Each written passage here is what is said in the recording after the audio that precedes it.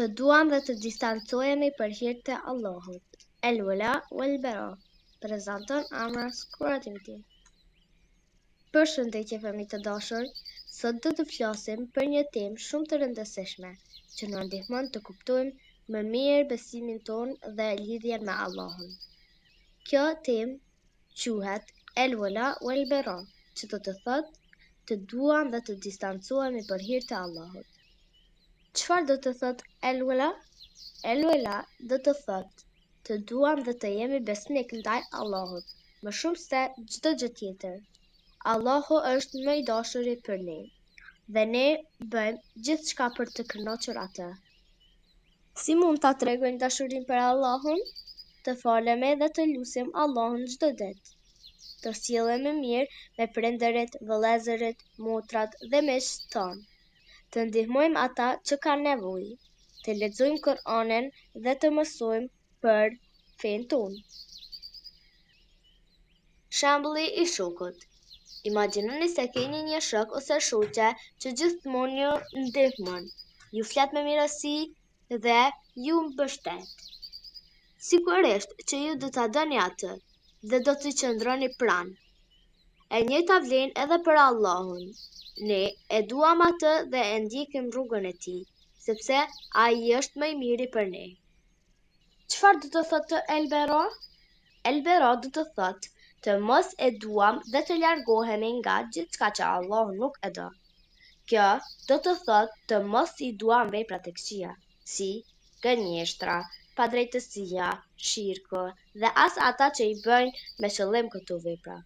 Por nëse një njeri ka besim në Allah dhe përpiqet të jetë më i mirë, ne e duam për besimin që ka dhe lutemi që Allahu ta udhëzojë në të mirë. Ne e urrejmë gabimin dhe veprën që është e keqe, por nëse ai person ka besim në Allah, ne e duam për besimin që ka dhe shpresojmë që ai të përmirësohet. Si mund të zbatojmë këtë në jetën tonë? Nëse dikush ju fton të gënjeni, ju thoni jo. Nëse dikush thot fjalë të këqija, ju nuk i përsëritni ato. Nëse dikush bën padrejtësi, ju nuk e ndihmoni atë.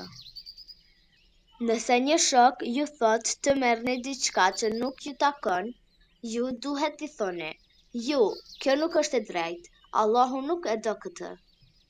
Si mund ta zbatojmë këtë çdo ditë? Një mënyrë e lehtë është të pyesni veten para se të bëni diçka: a do të ishte Allahu i kënaqur me këtë? Nëse përgjigjja është po, bëjeni me gëzim. Nëse përgjigjja është jo, largohuni nga ajo.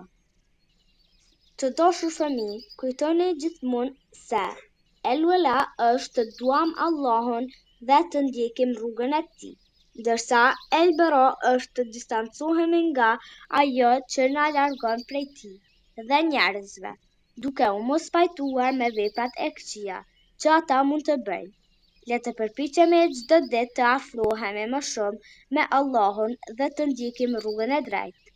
Allahu i do ata që e duan atë dhe që bëjnë vepra të mira, le të jemi prej tyre. Nëse të pëlqeu kjo video, thuaj edhe prindërve dhe shokëve që ta shikojnë. Dhe gjithmonë pyet veten: a do të ishte i kënaqur Allahu me këtë që po bëj? Eselamu alaikum, deri në videon e radhës.